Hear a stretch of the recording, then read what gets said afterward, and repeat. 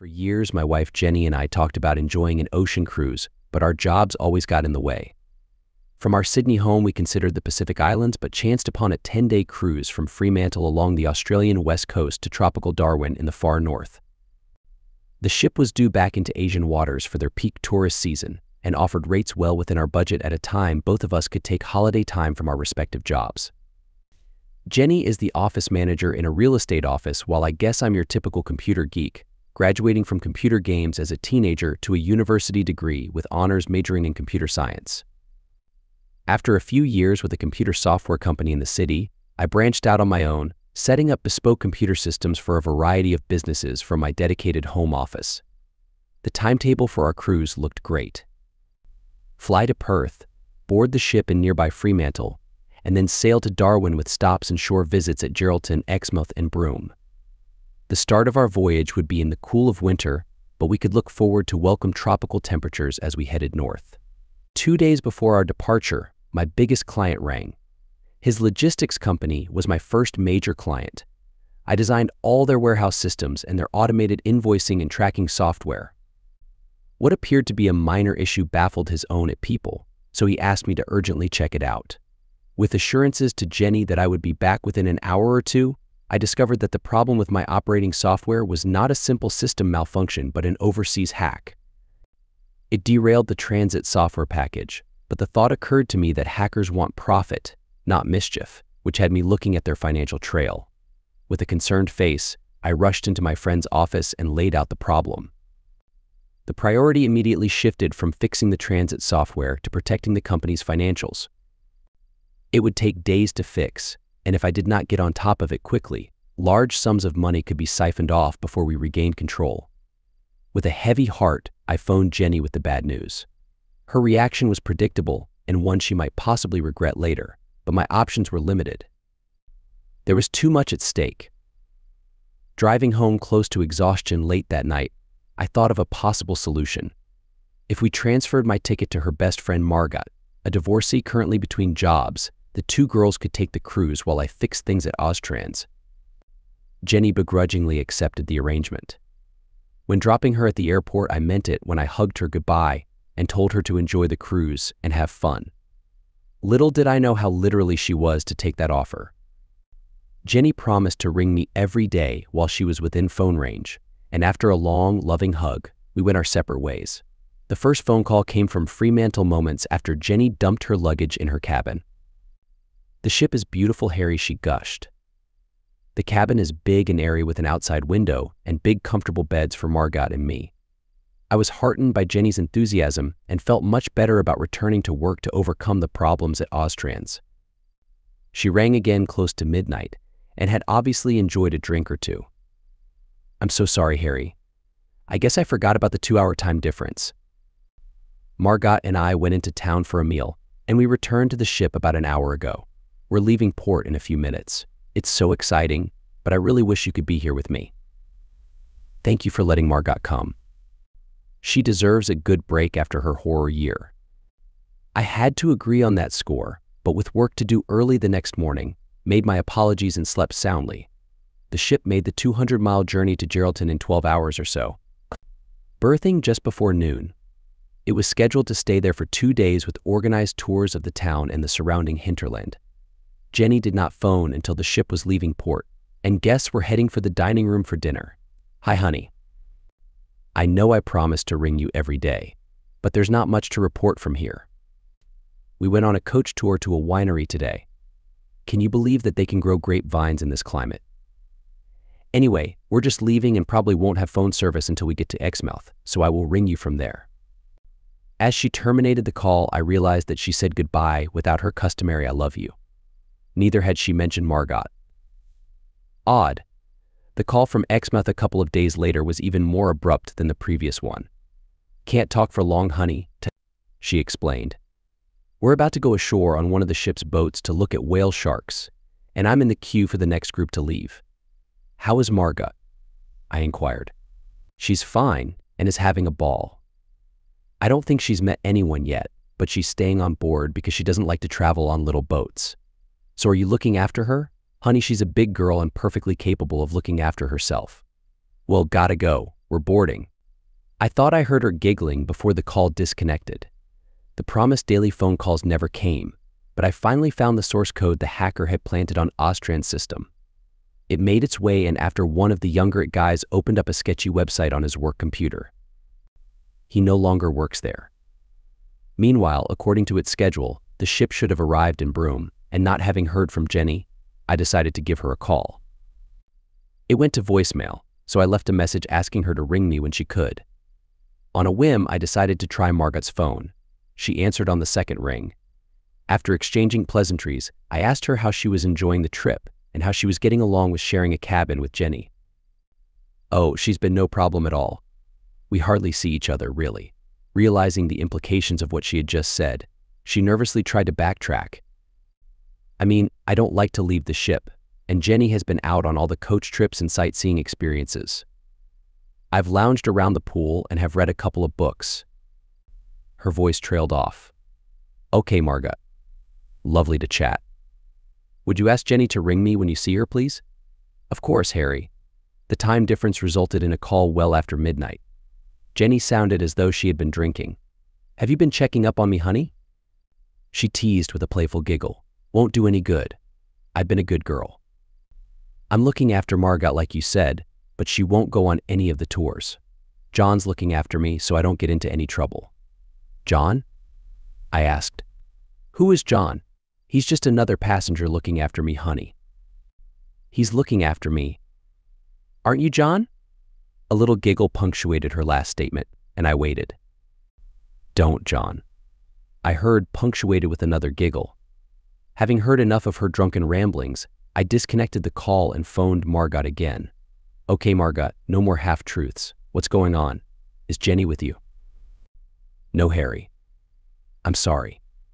But she's not here right now. Look, I don't want to get in the middle between you two. I wish I had stayed at home. Good night. I rang her straight back. What now? She started angrily. Who is John? A guy she met on the first day of the cruise. I don't know who he is, and I've hardly seen Jenny to ask her about him. Don't you two talk about your day when you go to bed at night? There was a long pause. Oh, shoot. I exploded. She hasn't been sleeping in your cabin, has she? Harry, please don't jump to conclusions. It's just one of those shipboard things, and I'm sure there's nothing going on that will create problems later. Just let her enjoy what's left of the cruise and share her joy when she gets back to you at home. No, Margot. I really can't do that. Infidelity is as much of a deal breaker for me as it was to you. Remember how you felt when you discovered that Dave was stepping out on you. I regretted the comment immediately. Margot was a moral, good, and honest woman. She sobbed, and I quickly tried to apologize. Margot, you're a good woman. We've been friends for years. Hell, I've known you longer than I've known Jenny. If Jenny has been involved with this guy, we're done. I have no idea what to say to her when she gets home.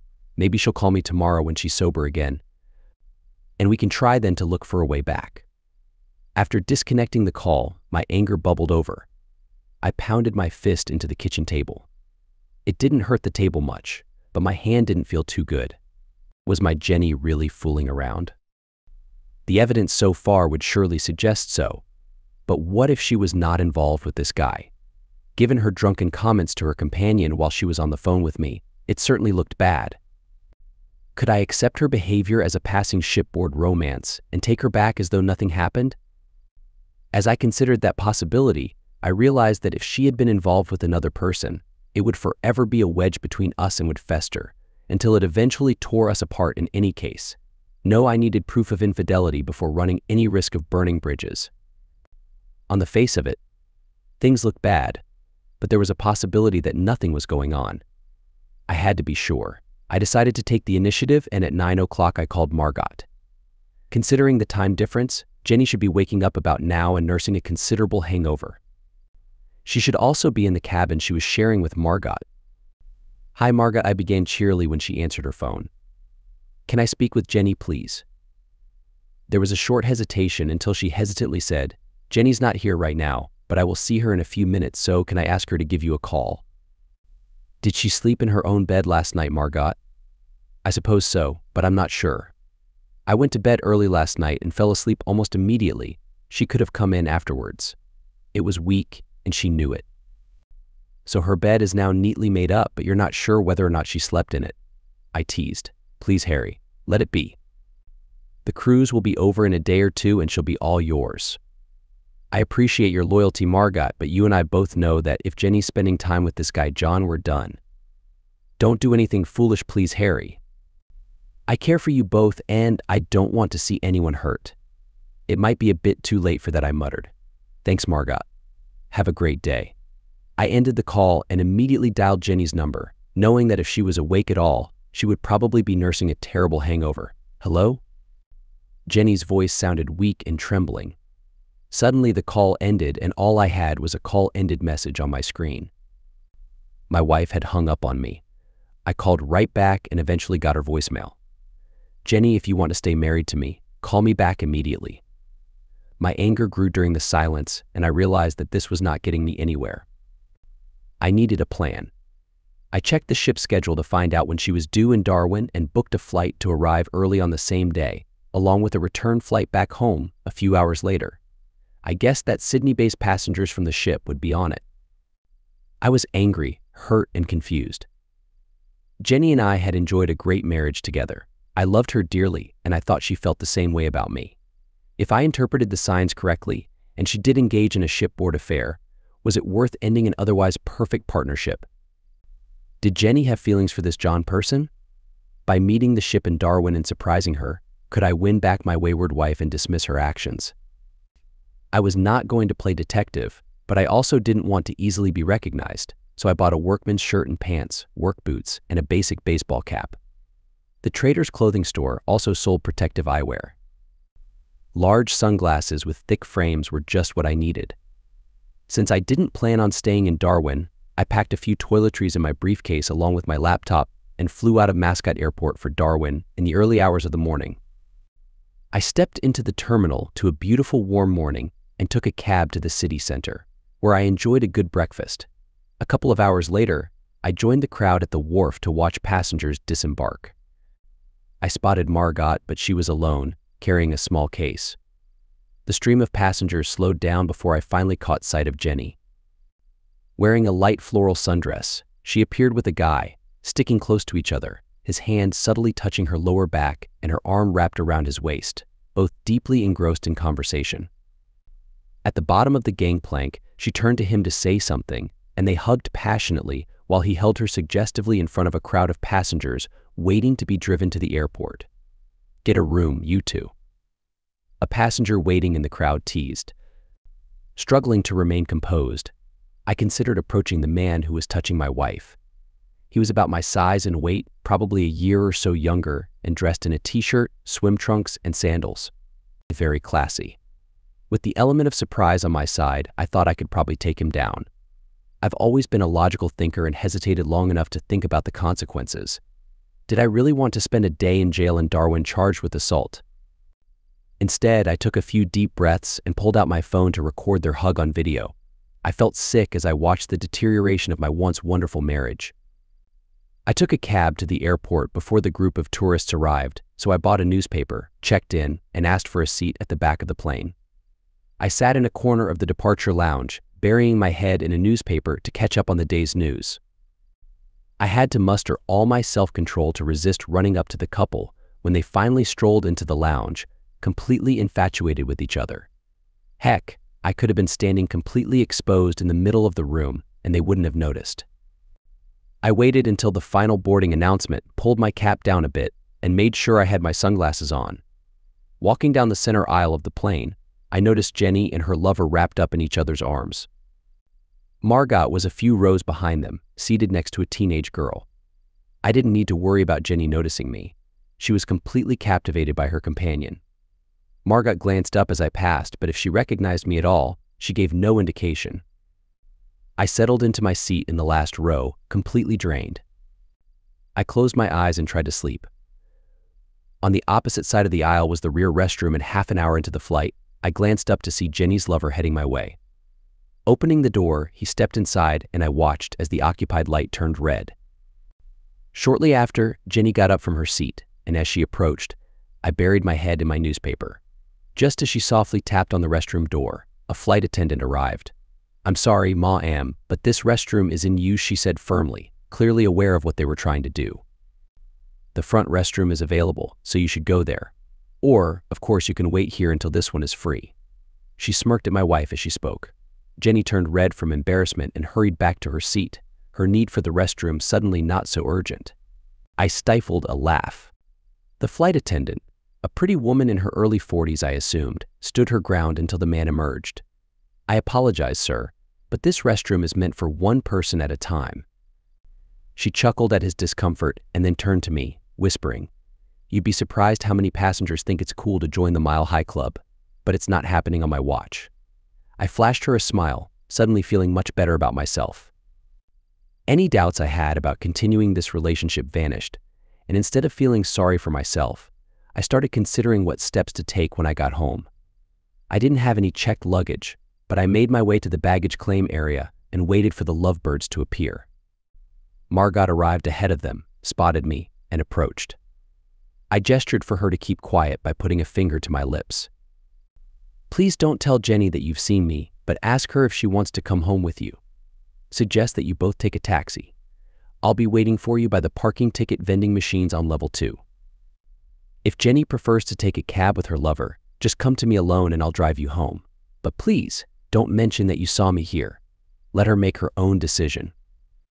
With a perplexed look, she returned to the carousel to wait for her suitcase. When they finally appeared, the lovebirds stood right behind Margot, publicly displaying their affection. It annoyed me how she seemed to not care about the possibility of being caught, so I discreetly took a few photos of their closeness on my phone. Then, I turned on my heel and waited at the ticket machines. Margot arrived alone, dragging her suitcase behind her. "Jenny is sharing a cab with John," she said solemnly. "She acted annoyed that you weren't here to pick us up." "Margot, we both know that she wants to spend more time with her lover, or else her first move would have been to call or text me with her flight information. Heck, she didn't even bother contacting me. Please don't make any rash decisions, Harry. There were many little flings on the ship, and 99.9% of them faded away once the ship docked in Darwin. Why do you think Jenny and John are different? I noticed that she's not wearing her rings. Do you even think John knows that she has a husband? You have no idea how close I came to physically confronting him when I saw him hugging my wife as they left the ship." Margot gasped. "Oh my goodness," she choked out. "You were in Darwin? I thought I saw you when you boarded the plane, but I thought it couldn't be possible." "Why, Harry, why?" "It's simple, Margot. I thought I could intercept her as she left the ship and figure out our relationship from there. But I did not expect to find some guy with his hands all over my wife, shamelessly displaying their affection on the dock. The shock of seeing that destroyed my good intentions. Seeing them all over each other on the plane and in the baggage area didn't affect me as much. It just reinforced the fact that there's nothing left between us. Harry, I know this looks bad, but Jenny loves you. Please don't let this one bad experience ruin your life together. There's very little chance of recovering from this," I said gloomily. "They've gone far beyond a simple shipboard romance, and you know it." We drove the rest of the way in silence. I helped Margot by carrying her suitcase to her front door, gave her a quick hug, and turned to leave. "Goodbye, Harry. Please stay in touch. Jenny really does love you, you know." Jenny didn't arrive until dinner time, dragging her suitcase behind her and complaining that I hadn't made an effort to pick her up from the airport. She looked like she had been through a lot. Her hair was a mess and her cheeks were flushed.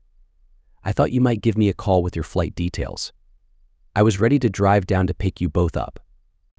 "It's probably a good thing that you didn't," she started, "because our flight was delayed for hours." "Really?" I sympathized. "Yes, we only landed about an hour ago, and I was lucky to catch a taxi right away." We dropped Margot off on the way. "We?" I asked. "Oh, Harry, you know what I mean. Margot and I, silly. So John wasn't with you then?" She looked pale, but tried to hide it. "John took a different flight out of Darwin. He was just a friend who took care of me on the cruise. Nothing to worry about there." "You could have fooled me, my lovely wife. If John was on a different plane, who was the guy you tried to invite into the Mile High Club?" She gasped, unable to respond. When I took out my phone and showed her the photos at the airport, she burst into tears. If she thought her tears could calm my anger, she was wrong. So not only did you betray me while you were on the cruise, now you're lying about it. Even worse, you abandoned our friend Margot, who went on this trip only to keep you company. She tried hard to keep your secret and probably would have succeeded if you had spent a little time in our own bed. You even left her alone on the flight back from Darwin. With friends like you, she doesn't need enemies. Her tears turned into deep sobs with occasional cries. I'll sleep in my office tonight, you can have the bedroom. Tomorrow morning, I want you to pack your things and leave by noon. I don't want you in my life anymore. I don't have anywhere to go, she sobbed pitifully. Try reaching out to John, I suggested. You seemed very compatible with him from where I sat. I can't do that. Why? Firstly, I have no idea where he lives. I have no feelings for him. And finally, his wife probably wouldn't welcome me either. Oh, it just keeps getting better, I scoffed. You two cheaters deserve each other. Maybe I should find his wife's phone number so I can send her a few photos as mementos of your trip. My anger subsided, but my determination remained. I turned away in disgust, stormed into my office, and slammed the door shut, locking it. The only overstuffed chair in the corner would make a terrible bed. And there were no blankets. It looked like it was going to be a long night. I barely lasted until a few minutes after midnight, when the cold became unbearable, my back hurt, and my bladder was about to burst. I cautiously opened the door to grab a spare blanket from the linen closet, but in the darkness, I didn't notice my wife curled up in a ball just outside my office door. With a loud curse, I tripped over her and crashed into the opposite wall, falling onto the floor. You stupid person. I screamed at her. Why are you on the floor? I couldn't sleep, Harry. I needed to be close to you. Since you locked the door, this was as close as I could get. Will you come to bed now? Stumbling back to my feet, I turned on the light and found a thick winter rug in the linen closet. I wrapped it around my shoulder and stepped over Jenny, shutting the door in her face and locking it. Please, Harry. She pleaded as the door pushed her back into darkness. I resisted the urge to tell her to go away, curled up on the uncomfortable chair again, and finally fell into a troubled sleep. Sunlight streamed through my office window when I woke up with a pressing need to relieve myself. I carefully opened the door, but Jenny was nowhere to be seen, so I took care of my needs, shaved, brushed my teeth, and luxuriated in a hot shower for a good 15 minutes. I didn't want another confrontation with Jenny, but I had no choice. All my clothes were in the walk-in closet attached to the bedroom, so with a towel wrapped around my waist, I marched off to face the music. Jenny was fast asleep, a blanket tightly tucked under her chin, her hair spread over the pillow. She looked peaceful, so I quickly grabbed the clothes I needed and retreated to my office to get dressed. As I sat down with a cup of coffee and a slice of toast, my phone rang. I answered quickly, not wanting to disrupt Jenny's sleep. Morning, Harry, Margot said wearily. How are you holding up? Jenny called me late last night and in between her tears, told me that you're kicking her out by lunchtime today. Is that true? She cheated, Margot. And not only that, when I confronted her yesterday after she had obviously spent the entire afternoon with her boyfriend, she lied blatantly. She had a chance to make things right, but chose to lie instead. Without trust, Margot, there can be no love, and without love, there is no future for us. I will file for divorce this week, and yes, I want her gone by noon. You know she won't leave quietly, Harry. I don't care how she goes, as long as she goes. She'll want to stay with me, you know. That's up to you, Margot. After how she treated you on the cruise, you might want to think about whether you want a cheating person under your roof. She works in real estate, so she should be able to find somewhere else to stay. And what about you, Harry? I'll be fine. I'll focus on my work. I need to figure out how we split our property. It might get messy because we have shared credit cards, and many things are in both our names. On the other hand, we don't have much equity in the house, so we'll have to sell it. Thank God we don't have kids to complicate things. Our call was interrupted when Jenny entered the room, looking worse for wear. I'm not leaving, she declared firmly. Pardon me? I said, I'm staying here, Harry. I've been paying my share of the mortgage, and this house is just as much mine as it is yours.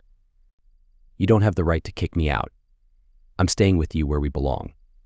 With Margot still on the line, the conversation was becoming awkward. "Sorry, Margot, it seems like we need to have a talk here, so I'll call you back later." I thought about Jenny's outburst and realized that she might be right. Legally, I had no right to demand her departure from a house she co-owned. For a moment, I felt uncertain, but then it became clear. We didn't have much equity in the house, so why should I stress about fighting for it? "Fine, Jenny," I said calmly, despite my true emotions. "Stay." "Really?" She was surprised by my compliance. I turned away from her and went back to my office, where I collected my laptop and hard drives, putting them in a briefcase. I found an empty box in the recycling bin and used it to store my important files. I placed the box and the case by the office door before heading to the bedroom. I grabbed Jenny's suitcase, which still contained all her vacation clothes. I dumped the contents unceremoniously on the bedroom floor and packed a few pairs of pants, shirts, shoes, as well as my toiletries. "What are you doing, Harry?" Jenny asked as she walked in. "Packing. You stay, I'll leave. Simple as that." "Oh, grow up, Harry." "So I had a little fling on the cruise. Did it take anything away from you?" "No, it did not. If you hadn't been so paranoid and constantly checking up on me, we would be happily in bed right now, cuddling like bunnies. Now stop this foolishness, put your clothes back in the wardrobe, and have breakfast with me." "You still don't get it, do you, Jenny?" I felt myself getting exasperated. "It's not just that you had a fling on the cruise, it's that you completely shut me out. Remember, before you left, you promised to call me every day. Should I be surprised that I started worrying about you? And the way you treated your supposed best friend is absolutely shocking. You abandoned her. As a single woman on her own, she was constantly being hit on to the point where she just stayed in the cabin that was supposed to be shared by both of you and read books. And the icing on the cake, your lies about breaking up with your boyfriend, coming home hours after your plane landed, looking like you had spent the whole afternoon having fun. Oh, right, you did spend the whole afternoon having fun." With a grimace, I managed to place the suitcase in the garage and dumped it in the car. I returned for my briefcase and the box of files, grabbed my keys from the key rack, and locked the door. Jenny entered the room, tears streaming down her face, and screamed as I slammed the car door shut. "I love you. Please don't leave. We can work this out. It didn't mean anything anyway. Don't give up on us now." She was still screaming as I pulled away from the driveway, tears in my own eyes. I think it might have finally hit her that our marriage might truly be over. For me, it was finished. A few blocks away from the house, I pulled over, wiping away my tears. Leaving in the morning without any destination in mind wasn't the smartest move. I took out my phone and called a budget motel on the main road into town, booking a room for a week. At least I could work in peace and quietly consider my next steps. The phone call started long before I arrived at the motel. I let them go to voicemail. Text messages followed, but I didn't read them. I've always been a bit of a loner and don't have many friends. I didn't have a special someone I could confide in during this difficult time. I was lonely, angry, and unbearably sad. It dawned on me that despite her terrible behavior on the cruise, I would actually miss Jenny. I also realized that you can't switch off your love for someone just like that. I've read that love and hate are similar emotions, but at opposite ends of the spectrum. Maybe that's true, but despite not feeling any love, I also didn't harbor any hate towards the woman I married, only a profound sense of loss. During the following week, I started the process of moving on.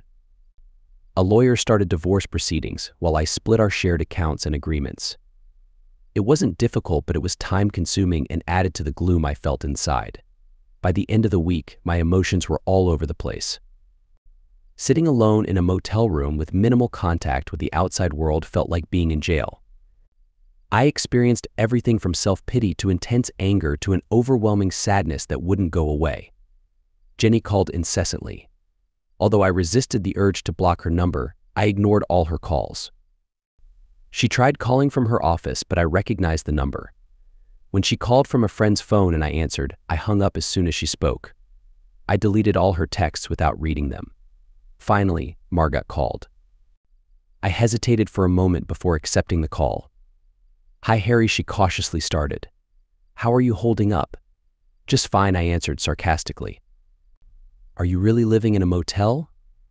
"I am." It's been a good opportunity to get a lot of work done without outside interruption, and I don't have to talk to the cheating female who once was my wife.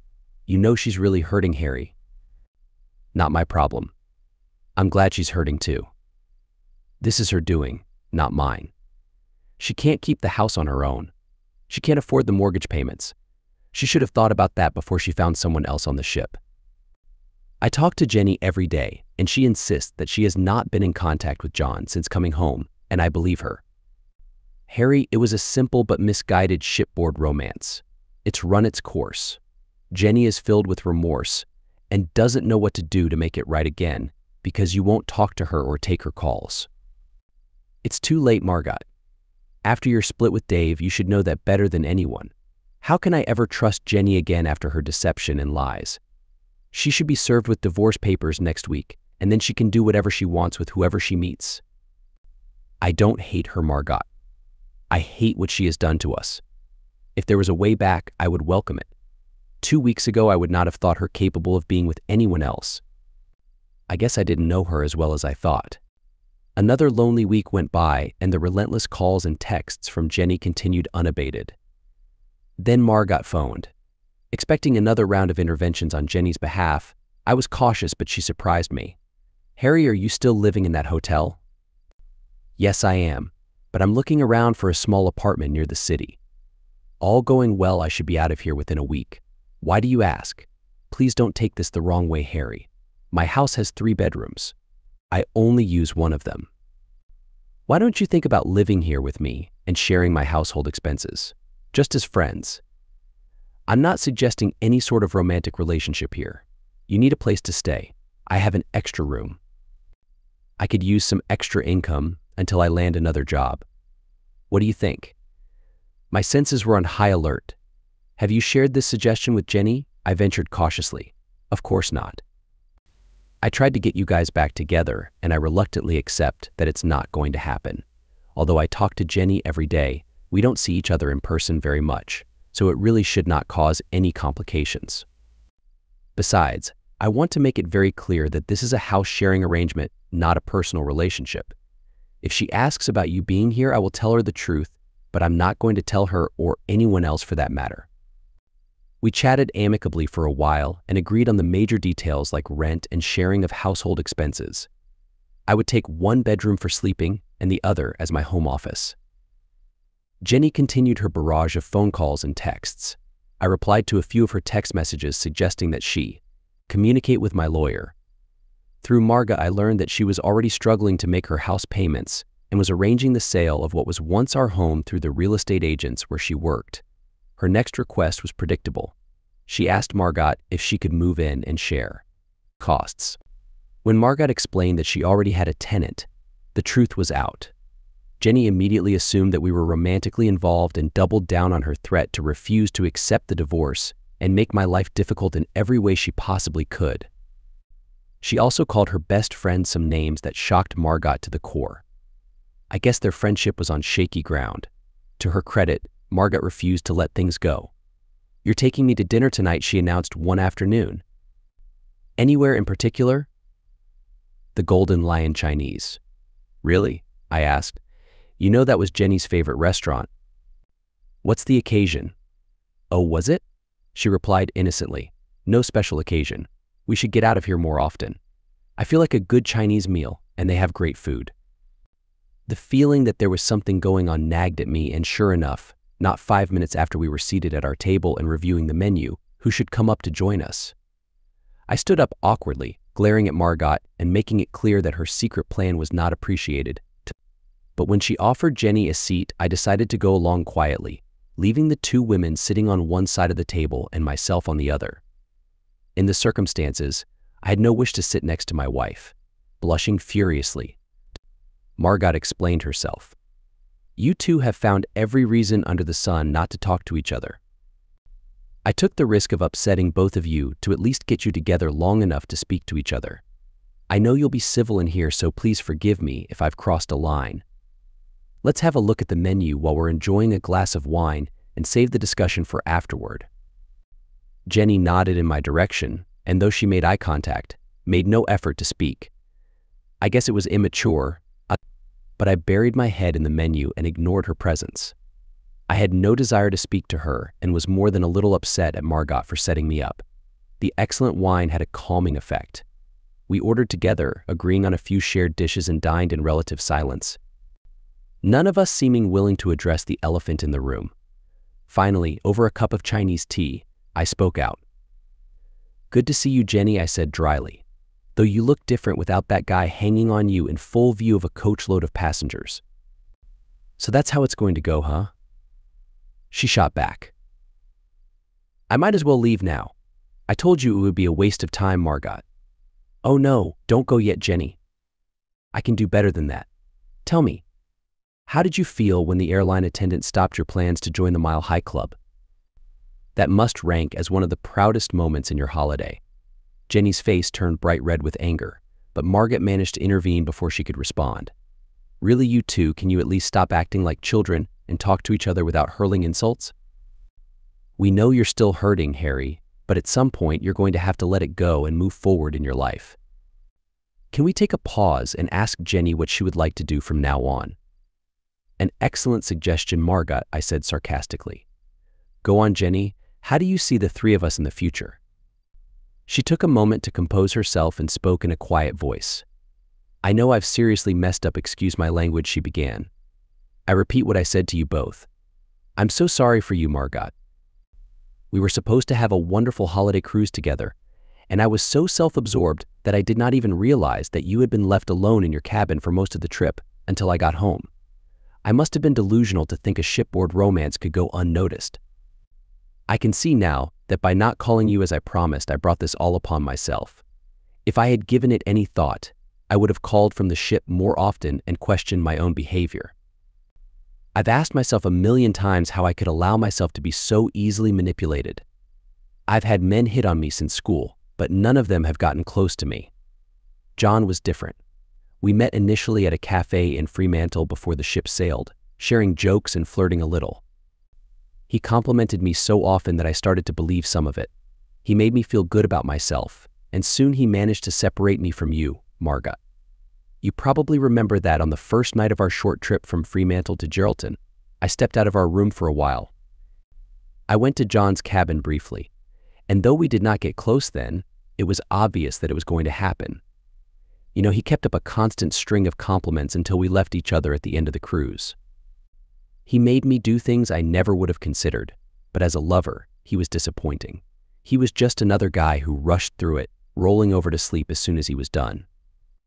And to think I gave up my nearly perfect marriage to a man I am still deeply in love with. It breaks me up inside. Margot, please take care of him. He's the best thing that could ever happen to you. Thank you for a nice dinner and for listening. I have to leave now." With tears streaming down her face, Jenny stumbled between tables of startled diners and disappeared before Margot and I could think of a word to say. Jenny's phone calls gradually dwindled to zero and life for me turned into a new normal. The divorce would take 12 months to finalize but was still not signed. Since I had no romantic attachments, I was in no hurry. When Margot finally found a secretarial job close to home, her stress levels eased and she became a pleasant companion at home. We shared an occasional dinner at a local restaurant but maintained a professional distance in all matters at home. "She's dating again," Harry announced Margot one day. For the first time in weeks, she phoned today to tell me she's met a great guy who's taking her out. "Perhaps now she'll sign the divorce papers," I grumbled, but deep within I felt disappointed. Dare I confront the possibility that what I was jealous? Try as I might, I could not dismiss the deep ache I felt as following this revelation. A new problem surfaced a day later. Margot emerged from her room after dinner, wearing a revealing nightgown which left little to the imagination and a sheer wrap over her shoulders. She headed straight to the liquor cabinet and poured us each a glass of wine, displaying her alluring figure provocatively as she leaned forward to hand mine over. "How come you've never made a move on me, Harry?" she purred. "Am I not attractive enough for you? I know you're not going out. Tell me, what do I have to do to catch your interest?" Pausing to collect my thoughts, I proceeded as delicately as I could, knowing that there was no way of escaping this question without consequence. "Margot, you're a very attractive woman, and of course I've thought about starting a relationship despite our original agreement. We've been close friends for years, but we both know that romance on the rebound is a bad idea, and the scars I carry from my split with Jenny are still a long way from healed. When you mentioned yesterday that Jenny is dating again, I admit that for a moment I felt pangs of jealousy. Seconds later, I had visions of Jenny and John at the bottom of the gangplank in Darwin, and my jealousy gave way to anger. I'm so conflicted right now that you would be crazy to get mixed up with me romantically until I can sort out my own feelings. I understand, Harry, she whispered softly. Just know that I'm ready whenever you are. And if you need some comfort with no strings attached, my bedroom door is never locked, and you're welcome anytime. We sat like that for a long time, and I was surprised when I realized the tears running down my cheeks were my own. Reluctantly, I helped Margot off my knee, made my excuses, and retired to the seclusion of my room. I had a miserable, sleepless night with visions of Jenny in the arms of another man. Margot's wonderful, unrestricted figure swaying in her loose pajama top, picnic outings with Jenny, and loving moments during our last holiday, all meshed into a whirlwind of conflicting thoughts. After Margot left for work the following morning, I came to a decision. Staying at her house would inevitably lead to a physical relationship which could harm us both, so when she returned that evening I had dinner on the table and a bottle of Chablis chilled and ready to pour. What's the occasion, Harry? She smiled. No special occasion. You have done so much for me for the past few months that I wanted to show my appreciation. Now let's enjoy dinner. Over coffee at the end of the meal, it was time to get serious. Margot, you've been incredibly generous to me. You gave me so much more than a place to live. You gave me your love and support when I needed it most. You know I have feelings for you, and saying no to you last night was one of the hardest things I've ever had to do. I'm still shattered that Jenny threw our marriage vows away so easily. I have nightmares where she laughs at me while she's hugging a guy alongside a ship. And then I remember some of the wonderful times we've had together. Our holidays are time spent with her family or mine trips to the beach picnics by the river. I miss those times, Margot, and I really miss my wife. I wish we could just rewind the clock, and that this crazy cruise had never happened. I thought we were the best matched couple in the world until she proved that we were not. Margot listened patiently, waiting for me to continue without commenting. Last night showed us that unless we change, we will stumble into a physical relationship which neither of us is ready for.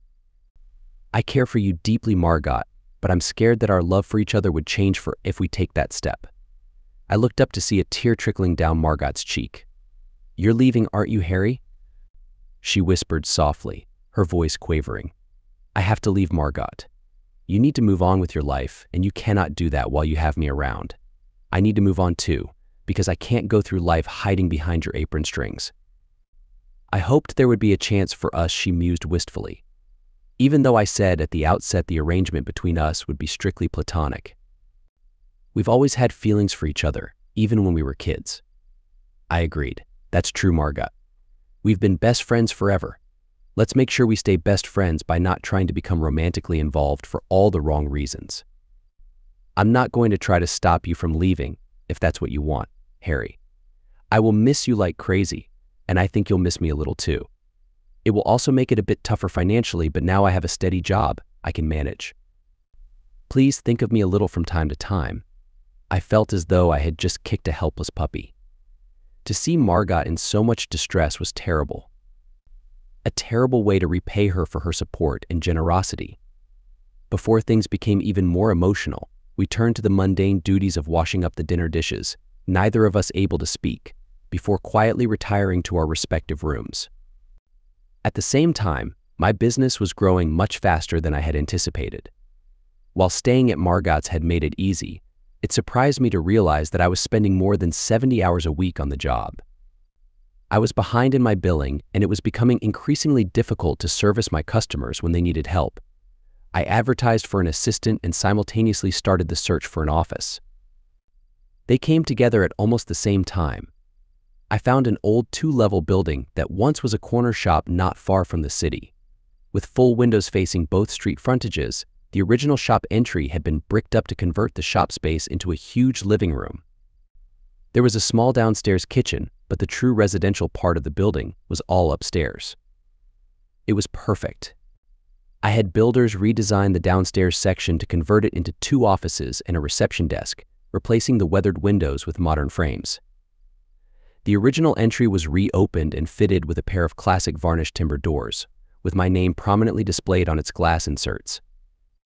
The entire conversion took nearly 2 months, during which time my stay at Margot's became increasingly strained. Hundreds of hopeful computer gurus responded to my advertisement for an assistant. My criteria were simple. I needed an assistant who had the skill set to complement my own and who could relate to my customers. Hopefully we could one day become partners. The short list took forever to refine, but one by one I reduced the list to a final 5, responding to those I had declined and inviting my selected few for interview in my new office, just a day after moving in a couple of second-hand desks and chairs. The final selection proved to be much easier than I feared. Arthur surprised me on several levels. He was the oldest of the applicants, at least 5 years older than me. His long blonde hair was neatly swept back into a ponytail, and his clothing was casual but neat. It only took minutes for me to realize his potential.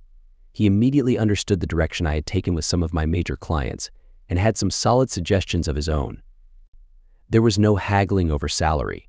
He was far more interested in being involved in true developmental work. Elated with the progress made in the past few weeks, I returned to my room at Margot's for the final time, having filled the upstairs level of my office with new bedroom furniture and some basic dining facilities and cookware. Although I had little time for anything but my work, I wondered what Jenny had been doing since our dinner. I felt bad about leaving Margot after her generous help to make me whole again. I often contemplated how a life with Margot might be. She and I were so compatible. We liked the same things and we had been best friends since childhood. We had shared each other's innermost secrets, never judging and always there when one or other of us needed a shoulder to cry on. We were both young enough to start a family, but was our friendship love? Could we marry and grow old together? For our last night in Margot's home, she had gone all out. A beautiful candlelit dinner for 2 with all the trimmings awaited me. We tried valiantly to make light conversation, but Margot was clearly at breaking point, facing the reality of my departure from her life and a return to loneliness. I helped her clear away the dishes, and we moved to the lounge to watch some mindless TV. She sat close to me, her head resting on my shoulder. Thanking her once again for a beautiful meal and for her hospitality over the past months, I eased away from her to retire for the night. "You're welcome, Harry. You really didn't have to leave, but I understand your reasons. Good night." Lying awake, gazing at the ceiling, I heard Margot moving about, heard the shower running, and was just drifting off to sleep when my bedroom door opened. Silhouetted by the light behind her, Margot stood in the doorway. "Don't you dare say no to me," she threatened. "Please be with me." I had hurt this girl enough there was no way I would let her down. She needed love. I was here and I was going to be there for her. We spent the night together. "If you ever want to come back, you know you're always welcome. Please don't be a stranger. Let's have dinner every so often," she said. She turned away quickly, closing the door before any tears could escape. I felt terrible as I carried the suitcases down the path and into my car, driving away. Was I crazy to leave Margot when she was in love with me? In our new office, Arthur was focused on his computer screens when I entered with my suitcases. "Hope you don't mind, boss. I'm looking at the program you developed for Apex and I'd like to make some changes. Give me some time, Arthur. I need to take this stuff upstairs and make some coffee before I can think about turning on a computer. Would you like a cup too?" "Sure," Bossy grinned and returned to his screen. Arthur's talent for refining my ideas was truly impressive. The changes he suggested for the Apex account were logical, easy to implement, and made the entire system more user-friendly. The Apex management team was thrilled. It took us a few weeks to train all their staff and fully implement the system, but once it was up and running, it required very little support from us. Word spread, and over the next few months, the business thrived. My ability to come up with innovative ideas was perfectly complemented by Arthur's ability to plan out the details. Together, we made an unbeatable team. Late one Friday afternoon, as we were wrapping up for the week, a seductive voice called out from the doorway. "Can someone buy me a drink?" She purred playfully. "Margot." What a pleasant surprise. "Come in and take a look around." "Oh, this is Arthur, my business partner." Arthur nearly choked on his coffee. "When did I become a partner, boss?" He laughed. "Probably from the day you started working with me. I just never officially announced it or worked out the details." Margot chimed in, "Well, let me be the first to congratulate you, Arthur." She moved closer to his desk, leaned over, and hugged. He blushed brightly. He looked adorable. "OBW," she teased. "The poor boy is shy." Arthur basked in the attention. No longer shy, he playfully put his arm around Margot's waist, pulling her close and returning her hug. "I think this calls for a celebration." Jumping up from his chair, he took a stunned Margot by the hand and led her towards the door. "Where would you like to go for dinner?" He grinned. Margot looked at me for guidance, but I just laughed and shrugged. For a moment, I felt a twinge of envy towards Arthur. He may have seemed quiet and shy, but he was moving fast, and for a moment, I wasn't sure if the dinner invitation included me. Nevertheless, I followed them, locking up on our way out. The little cafe around the corner was perfect. We enjoyed a few drinks and a light meal. The small table settings had Margot and Arthur on one side and me on the other. We laughed a lot, and their chemistry was immediately evident. Afterward, I headed back to my office apartment, while Margot and Arthur went the other way to get their cars. Seeing Arthur break out of his shell that night was uplifting. He was more lively than ever before and got along exceptionally well with Margot. I was genuinely happy for them both and had a deep, peaceful sleep for the first time in weeks. Although I was expecting to wait until Monday for an update, an animated Arthur called early the next morning, just as I sat down with my first cup of coffee. "Good morning, Harry," he said excitedly. "I have to talk to you. I can't wait until Monday. Are you available today?" I invited him over for lunch and ordered a pizza that arrived just before he did. "I couldn't sleep, Harry." "Did you really mean it about us becoming partners?" "Absolutely. I've come up with a provisional agreement for you to have a 10% stake in the partnership, with an option to increase it to a 50/50 share in the next 5 years if we both agree. You'll buy in through a salary arrangement, so you won't have to borrow money." "This is my dream job, Harry. No one has ever trusted me enough to give me the freedom to develop ideas like you have. I may be socially awkward and a bit of a nerd, but I know I have a keen eye for detail. With your creativity and my technical skills, we can build this business and give the big players a run for their money." I smiled at his obvious enthusiasm. "I'm not too concerned about the big players, Arthur. I've built a solid base of loyal clients, and I pride myself on listening to their needs and developing software accordingly. They know that if they have a problem, I'll drop everything to help them. Actually, it was that work ethic that contributed to the end of my marriage. We were supposed to go on a cruise, but I had to cancel at the last minute to fix a major programming issue. By the time I resolved it, the ship had already sailed, along with my marriage." "I'm sorry, boss. Margot mentioned the cruise briefly last night, but she didn't go into detail. She also mentioned that you stayed at her place for a while. She seems to really care about you, Harry. Is there something going on between you two that I should know about?" "I've known Margot since we were in elementary school. We've been best friends forever, and yes, she offered me a place to stay and live after my marriage ended. Is there something romantic between us?" "If you mean, do I want to spend the rest of my life in a romantic relationship with her, then no. If you mean, do I love her and will I protect her, then absolutely. I would do anything for Margot, but we're just good friends and that's all we'll ever be." "Well, then you won't mind if I spend more time with her, right? We only hung out for a few hours last night, but she made me feel really special, Harry. I've never felt that way about any girl before. I want to get to know her better, but I don't want to come between the two of you." "Go for it, Arthur," I smiled at him. "But just know, if you hurt her in any way, I will be coming after you." Arthur happily went back to his workstation and began working on his computer. Hours passed by without a word from him. I thought about his interest in Margot and realized that despite my relationship with her, they might actually make a good couple. It reminded me of my own relationship with Jenny, and the memories made me feel nostalgic. I missed her deeply, but the painful images of her with her lover in Darwin haunted me too much. I couldn't imagine starting a new relationship at this point. Weeks went by, and I noticed that Arthur was not only as talented as I thought he was, but even better.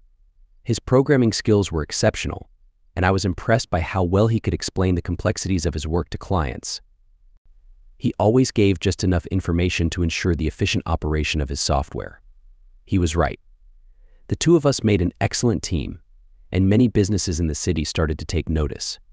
We didn't need to advertise because all of our new business came from word-of-mouth referrals. Although Arthur didn't talk much about it, his relationship with Margot seemed to be progressing well. "We're going out to dinner tonight, boss," he announced one Friday afternoon. "Why don't you join us?" I hadn't seen Margot in a while, and since I had nothing else planned, I agreed eagerly. However, my enthusiasm faded when Arthur and I arrived at the restaurant. Sitting with Margot was my wife Jenny, the last person I wanted to share a dinner with. "You guys set me up," I muttered angrily before taking my seat at the table. Arthur just smiled and shrugged his shoulders. "Come on, boss. You eventually have to talk to her. Why not now, at a nice restaurant like this? We won't let things get out of hand." I walked over to Margot's seat and gave her a friendly hug. This allowed Arthur to take a seat next to her, and I reluctantly sat down next to Jenny. She gave me a smile, but I refrained from returning it and sat down with an exaggerated sigh. Since Arthur was sitting directly across from me, I could easily ignore my wife by leaning forward over the table. The conversation paused as a waitress brought our menus and took our drink orders. We all focused on our leather menu folders, pondering our options.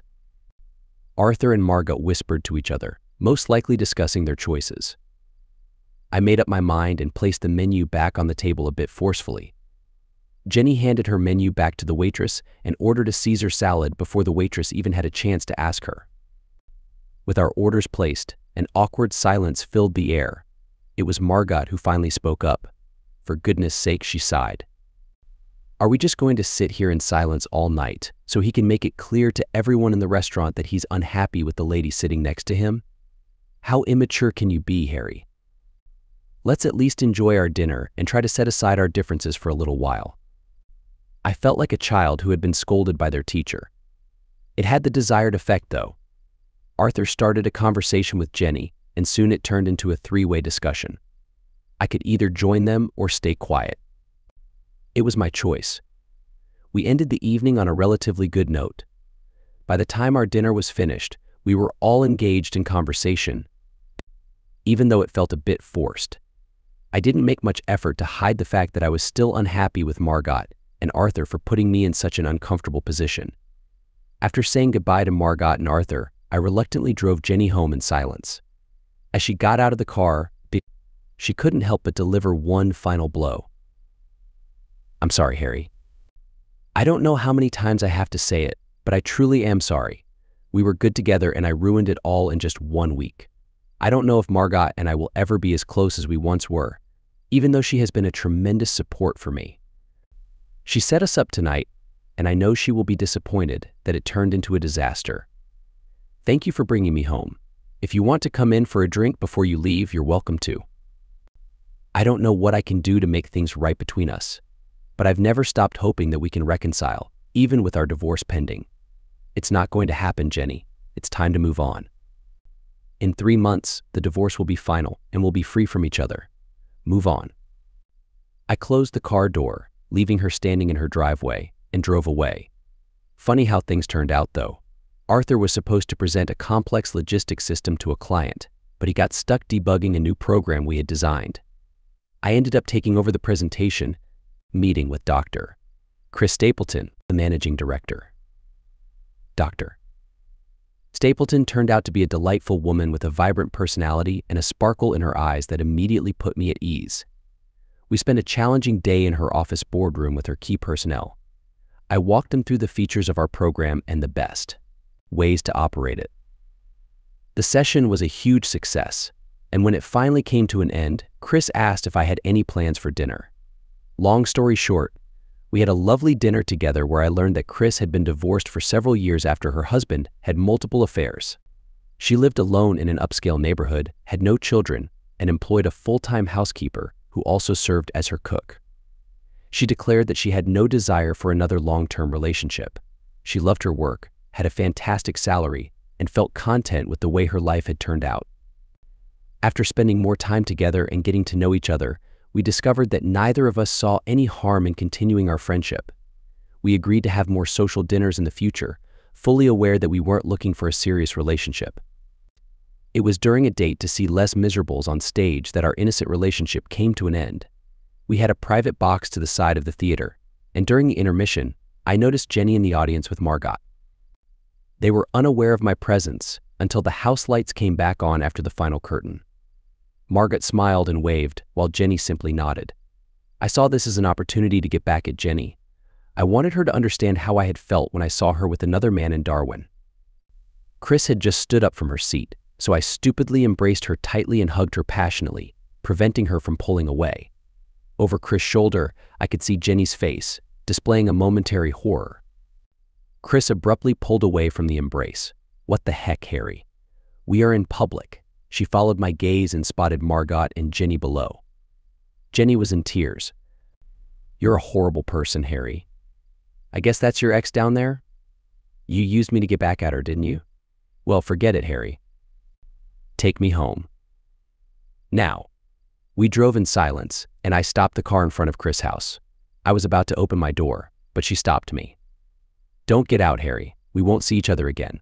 If there's any necessary contact with your company, Arthur can handle it. Maybe one day you'll realize that you still love your wife. I hope you figure it out before it's too late, for both of your sakes. As I entered my front door a short time later, my phone rang. If you haven't heard her already, Harry, your little act tonight certainly finished the job. Margot fumed. Out of everyone, you should have known how painful it would be for Jenny to see you hugging another woman so passionately. It was a mean, thoughtless stunt, Harry. Goodbye. Before I could respond, she had already ended the call. Arthur was in a thoughtful mood the following morning and said little until we stopped for a coffee. I heard you had a great time with one of our customers, he began accusingly. Do you think it's wise to be getting close with clients? So Margot told you about last night, did she? She wasn't very specific, but whatever you did hurt your wife very deeply. At least that's what she said. This time there was no phone to end the conversation. Darn it, Arthur. Close means a new refers. It's about time the woman got a taste of her own medicine. Now perhaps she has some idea how I felt when I saw her being hugged in Darwin after the cruise. Our divorce will be final in a few weeks, and then we'll both be free to go our own ways. She has not been able to find a buyer for the house. I wonder if she realizes that she would already have lost it if I had not quietly settled the mortgage payments to keep the bank off her back. She created this mess, and now it seems she's trying to convince everyone that she's the victim here. I'm not taking sides, boss, Arthur said quietly. It seems to me that for a guy who doesn't care about his marriage, you're showing a whole lot of signs that you're still very much in love with your soon-to-be ex-wife. Think about it. If you didn't care about her, why the big show with Chris last night? Weren't you trying to get a reaction? Why bother with her mortgage payments? She's been on a few dates and come home early and unsatisfied, I'm told. Apart from your one-night encounter with Margot, yes, she told me about that you haven't been dating either. Ever think about why that might be, Harry? Arthur pushed his coffee cup away and returned to his computer screen, leaving me to my own thoughts. I couldn't concentrate. I'll be out for a while, I mumbled to Arthur as I pushed the door open. At the local park, I watched young kids playing with their mothers, enjoyed the sunshine, and tried to sort my jumbled thoughts. Arthur and Chris were right, I realized. Not a day had gone by since our separation that I had not thought about Jenny. I missed her comfort in bed. I missed her words of support when things were tough. But I also criticized her when I remembered her betrayal, trying to ignore the positives. I wondered whether with counseling help, we could put the ugliness of one fateful week behind us and move forward as a couple again. I tried to make up my mind. Hours later, I reached into my pocket, pulled out the phone, and dialed Jenny's number. She answered immediately. I'm sorry, Jen, I mumbled. You didn't deserve the embarrassment I caused you last night. I was out of line. No, you weren't, Harry. What happened last night finally made me feel a little of what you must have felt. And I had it coming, I guess. Are you alone right now? Yes, Harry. I just got home from the office. Pack enough clothes for a few days and come stay with me. I have a spare room above the office, and I can be at your place in 20 minutes. You can't be serious. You don't want to come? I'll be waiting out front in 15 minutes with my bags packed. Epilogue. Jenny moved into Harry's home above the office, but she never did use that spare room. When Arthur and Margot got married some months later, Harry was best man for Arthur, and a very pregnant Jenny became Margot's matron of honor.